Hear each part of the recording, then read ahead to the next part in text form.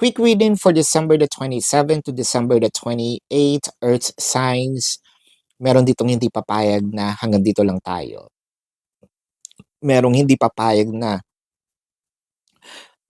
hindi puwedeng hindi ito matuloy, 'no? Hindi puwedeng hindi tayo magkaroon ng harmony, hindi puwedeng magkagalit tayo hanggang sa ngayon, 'no? I feel like someone here is going to end things which I feel like eto yung mga pagdudusa, 'no?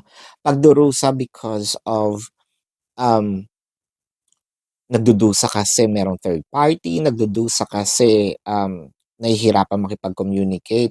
So, it felt like the spirit of Christmas is still with, you, either you or your person, you can switch the energies, ha.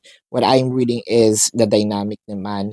So, it felt like, okay, magbabait-baitan ako for now and take advantage of this bait-baitan kasi kapag tinopak na naman ako, I feel like kailangan lang tama ang maisagot mo sa'kin or else, no, I'm going to close the door again.